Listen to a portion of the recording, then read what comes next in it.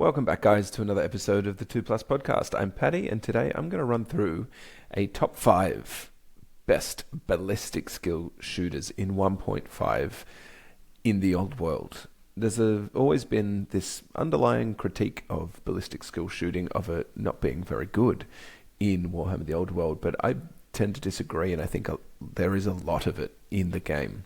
I think there's a few lists that are meta defining, if we want to go there, and there's some units that are quite clearly very, very strong because they are shooters.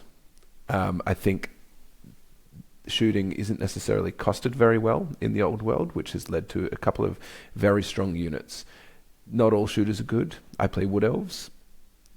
Spoiler alert, there are no Wood Elf units in the 5 best ballistic skill shooters in 1.5 list that I've created, which to me feels very weird as they are the elf shooting army. But really a lot of it comes down to gunpowder, which we'll get to in a second. First, I'd like to just shout out our major sponsor, Pandemwargaming. Jeff, who's a friend of the pod, creates incredibly high quality terrain, movement trays, bases, special bases, toppers, all that kind of stuff with plastic, not resin. Very, very high quality. Alex and I use a lot of it. So if you would like any of those game aids like that, then please check out the link in the description to this video. We get a little kickback if you follow that link. But some great products there on Pandemwargaming. Go check him out. And also, I'm not going to go through the whole list because graciously it's getting quite long, but our 2 Plus supporters, our paid Patreons on YouTube and Patreon, thank you very much. And we've got our newest one, the Western Sydney Wargamers, who we shout out a lot on this channel, do some incredible work in Sydney in the tournament scene, probably running the premier events in Sydney, I'd say. So thanks for joining the club, and thanks everyone else for coming along this journey with us. It does go a long way, so thank you. So before we get into the units, I just wanted to run through what I think makes a good ballistic skill shooter. Obviously, without stating the obvious, high ballistic skill. Most units in the game would have ballistic skill 3. Your standard orc, your human level stat line has ballistic skill 3. That means by default, without penalties, you're hitting on 4s. It's not often you are hitting without penalties. So halving your hits right off the start is not a great way to be a good ballistic skill shooter. Ballistic skill 4 means you hit on 3s. So if you're shooting at long range only, then you're only hitting at 4s. If you've moved only, you're hitting at 4s. It's kind of the baseline level to be good at shooting, I think, in this game. Ballistic skill 5 is where it gets really, really good, because I think now with the death of poison, which kind of murkied the waters of shooting, because it wasn't really ballistic skill shooting, it was just trying to fish for 6s on poison. But now you have to try and maximize your chances to hit to be able to get any damage through. So ballistic skill 4 is a good start. Ballistic skill 5 means that they are definitely a good shooter. They might not be on this list, but they still have room as shooters in the game. Armor piercing on shooting is hard to come by. They're built in guns, I think. Handguns and pistols, which I'll get to in a second. They're not built in bows. There's maybe only one unit in the game. Someone can correct me in the comments. Please correct me on any of this stuff in the comments and let me know what you think the best units are as well in the comments. But one of the units that's in this list has built-in AP in their bow shots, and I think it might be the only one, but someone can tell me when we get there. The other thing that makes something good at shooting is high strength, which goes back to the guns as well. So they have built-in AP 1 usually, and they are high strength of strength 4. That combo alone, considering most of the game is toughness 3 and toughness 4, means that you're more likely to do damage, and 2-up armor saves aren't very common. So if you've got built-in AP with that strength, then you're going to have a better time at shooting. The other part isn't so much about doing damage as opposed to staying alive and getting into good positions. So mobility, high movement, which I think leads to light cavalry shooters, tend to be better. they may not be pumping out huge amount of damage, but they are not getting caught and they're peppering away.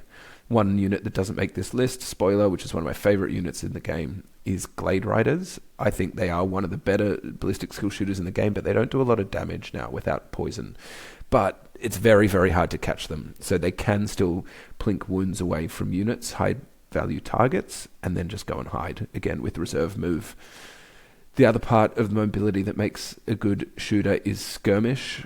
I think 3 of the 5 in this list are skirmishes. It adds to that mobility. It means that you can abuse what would probably be one of the worst written rules in the game. I think skirmishes, the combo that with reserve move, and you are just incredibly maneuverable, which allows you to just find your target. It's hard for your opponent to hide because you can just move in maybe an unnatural way for someone to plan against. Negative modifier mitigation. So this is when units have built-in things, or weapons have built-in things that stop you taking modifiers to shoot to hit. So there's an item in the game, which I'll get to in a second, which ignores long range. There is plenty of weapons in the game that have multi-shot that ignore multi-shot. Ignores cover is another good one as well, because that's probably a rule that people don't play as written. It's poorly written, but not most of the time, but I think a lot of the time there is cover, particularly of their own models, causing the cover, and it's ignored. So a unit that can or has mitigation built into it will mean that it hits better, which means it'll more likely do more damage. The other one is core. So in 1.5 particularly, obviously there's scoring involved. Most of it revolves around core units. So if you can get a ballistic skill shooter that can also score, then it's now a flexible piece. You can do damage. You can sit on an objective, and it might be half the board away from your opponent, but you're still able to shoot, which say 30 men-at-arms can't do. They might not be easy to push off that objective, but if there's an objective that's not under threat, then a core good shooting unit can sit there and keep having something to do, which is great. And the other part of that core element is if ever you have a good unit, if it is core, it is even better because you have to take it. So whenever I make any of these lists, that's going to be a part of it. But on to our first unit, Road Wardens, which was a part of the Empire Arcane Journal. They did have Pistoliers originally, which were probably unplayable with Impetuous. The good thing about Road Wardens is they don't have Impetuous. They have pistols, which I think might be one of the more underrated weapons of the game. They're short range, so you can get caught out. But units like Road Wardens have mitigating factors in there. Pistols are strength 4, quick shot, so you don't take the penalty for moving, and you can always stand and shoot, which I think is really underrated, and it's built in AP1. Strength 4 is great. Quick shot, the mitigating factor I was talking about, built in AP. And then we get on to the movement. This is in a wacky order, sorry. Movement 8, skirmishes. That means they are incredibly maneuverable, so you can get in a great position, you can hide, you can march 16 inches in any direction if you're in danger. But the way I really love to see these guys played is in ambush. Mike, friend of the pod, used them against me, rolled his ambush on his turn 2, came on the board, moved, ignored the movement penalty, unloaded 16 shots onto a unit of mine and completely evaporated it. The firepower you get from multi-shot pistols, sorry, that's the other part of pistols that makes them good, is they are multi-shot too. So you're getting high output, strength 4, AP1 shots. They are ballistic skill 4, champions are ballistic skill 5, so they're hitting on 3s as a base, which is a great start. With the mitigating factor of quick shot, makes them even better. And they have heavy armor. Sorry, I read that all out in a very terrible order. But heavy armor means that they can operate as a chaff kind of unit, and 5-up save might be enough to keep them on the board and still do some damage. So they've got that durability, the flexibility, and the opportunity to do high damage in burst fire. Number 4 on the list is Ushabti. Tomb Kings have a lot of units in their roster that are incredibly efficient, and the Great Bow Ushabti are no exception. They shoot with no penalties, so they're ballistic skill 3, so they always hit on a 5. It doesn't matter if they're moved, long range, cover, they don't care. They always hit on a 5. So they have range 30 on these great bows, and they are strength 6, AP 1, armor bane 2, multi-wound 2. So it's essentially a mini bolt thrower. AP 1, sure, might not guarantee wounds, but when you hit that armor bane 2, if you're getting strength 6 AP 3 shots off with multi-wound 2, you are just murdering monstrous units. These guys come in just under 50 points as well. You get the bow as a free upgrade, so you essentially get to pick between combat version of Ushabti or shooting version of Ushabti. They both cost the same. That to me is very bizarre, because a shooting unit has so much more it can do on a battlefield than a combat unit. You can run away from a combat unit. It's much harder to run away from a 30-inch hit on 5 always, most likely wounding on 2s, weapon that can shoot you. I had a very funny interaction against Gomo from Old World Fanatics. I was playing him at a tournament recently. His Ushabti were facing one direction. My unit was behind him. He simply reformed and unloaded at long range to hit on 5s, which it just feels so bizarre to do. But Ushabti are great. The other good part about Ushabti is they are toughness 4, and they have built-in AP 1 in combat, so they're no slouch in combat. And of course, as they are undead, they can be resurrected. So very hard to get rid of. If for someone who plays Wood Elves like myself, these guys are a nightmare, because Wood Elves play through chip damage. You have to annihilate this unit, otherwise it just gets resurrected back and keeps shooting you. So Ushabti coming in number 4 there. Moving in number 3, this is a unit which was one of my early baptisms of fire. Alex, the other half of this pod, started off playing High Elves, or Lizard Men before that, but had a big go at High Elves early in the game, and Sisters of Avalon were cooked to me. These guys are the best, or these ladies are the best bow infantry in the game, I would say, and I think if anyone wants to argue that, then tell me your points, because I will say you're wrong. Because ballistic skill 5, ballistic skill 6 on the champion means you're hitting on 2s to start. The champion re-rolling with a 6, which whatever, but starting on hitting on 2s. They have built-in ignores cover, and they are skirmishers.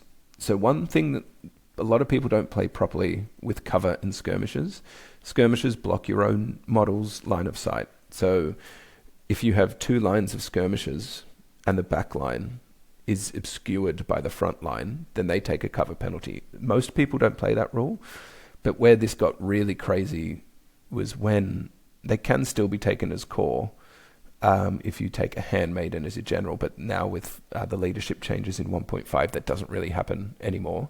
But you used to be able to take 30 of them in core and just put them in a blob, so a minuscule amount of that unit, that model in the back, could see through, and it would shoot with no penalties. Most of the time, so they start hitting on 2s. They have built-in AP 1 on, I think it's the bows, and then both the arrows have AP 1, and then both the arrows and bows have armor bane 1, which stacks. So yes, they're only strength 3, but strength 3 means to wound, you're normally wounding on a 6 against high value targets. If you're not, you're just plowing through units anyway with the AP 1. But when you're spiking that 6, you're AP 3 on a bow shot. That is nuts. That is nuts. The added bonus here is magic attacks as well. So very, very effective against undead who run some ethereal units. And everyone's favorite rule, evasive, allows you to do some really janky stuff with these guys or girls. So you can start them on a hill, wait for someone to target them, evasive off the hill, so they can't see them anymore, wasting their shots, and then when it's your turn, move onto the hill and shoot. These guys, yeah, they hurt me a lot in my early stage of the old world. They're a bit less... they're still really good, because the difference is now you can't just chunk up a bunch of your core with them, but you still can take, I think, units of 10 are the way people are running them at the moment. But multiple squads of them are certainly going to do some damage to high-value targets. Moving on to number 2, and they are Outriders. Mainly, I think Outriders are really good in Nuln, but I think they're very good across the board. So, in Nuln, the reason I think they're good is a few things. They can be taken in as core. I think 2 units can be taken as core. This Squintofson is an item, magnificent magnifying glass or some bullcrap. It is extremely common. It's 35 points, and it means you ignore the long-range penalty. Also in Nuln, Ponderous, the penalty normally in the game is -2 if you move and shoot. But in Nuln, it's only a -1. So if you combo these two, all of a sudden, your Outriders, who are Ballistic skill 4, so hitting on 3s normally. The catch is, Ponderous, if you move, means you're hitting on 5s. If you're long range, means you're hitting on 6s. That immediately just makes them very ineffective. But once you're removing 2 of these penalties, that means at worst, you are hitting on 4s. So normally 3s, if you move, you don't take the penalty, so you likely get, so you take -1, or you just don't move and don't care about the long range, so you'd probably take no penalty and hit on 3s. Where it gets really interesting is their weapons, so Strength 4, AP 1, Armor Bane 1, Multi-Shot 3. So I have no doubt you'll be seeing a lot of Nuln lists with probably 2 units of 10 of these guys, maybe even an extra one. But I'd say 8 to 10. The units of 8 to 10 are going to be very, very common. I think Nuln is going to be very, very common. The bonus with these guys is their movement 8 and their skirmishes. So again, that mobility, again, makes them harder to kill, although not impossible to kill by any measure. But movement 8 skirmishes means A, you can march 16 inches in any direction, or line up the perfect shot, because you can move in weird ways. Another added bonus is the champion has a very, very good weapon, which is the grenade launcher Blunderbuss, which is a strength 4 D3 +1 hits if it hits. You still have to roll that hit first, and then that is D3 +1 hits at AP2. So that's very deadly weapon into a unit of toughness 3, toughness 4 even guys. Outriders and Nuln, I think, are going to be the ballistic skill shooting army in the top half of the meta, maybe even top 5 or 6 lists. I think they're the natural predator of Bretonia, who I still think are probably the best army in the game. Initially at 1.5, when it came out, there was a lot of talk about the skirmish changes and a couple other changes that may have made them worse. But if you are playing a match play guide setting, I think Bretonia in a really, really good spot, and Peg Lords are still fantastic, and Nuln, I believe, is the natural predator to Bretonia. Needless to say, regardless though, Outriders are the natural predator to a lot of things. And moving on to everybody's favourite unit of 1.5, which is the Sky Lantern. This is coming in at number 1 for me. I haven't played against it. I have seen games with them. I think this unit, which goes without saying, is extremely undercosted. I don't think it will be seen in... I think there's a lot of hyperbole around how dramatic of an impact this unit will have in the game. I think most of the time you'll see 2 on the board max. Some very serious tournaments, you'll see people running 4 to 5, but for me, that is 1,000 Australian dollars. So if someone is willing to spend that much money, on a real one, that is, then good luck to them. Bomb the shit out of me, because you deserve it. But let's run through why this thing is so good. So first of all, one thing that none of the units that I mentioned before, maybe with the exception of the Ushabti, is this level of durability. So it's toughness 5 and 7 wounds. I think there's a 4-up armor save. So 2 cannons, direct hits. You need to spike on the wounds to kill these things with 2 of them.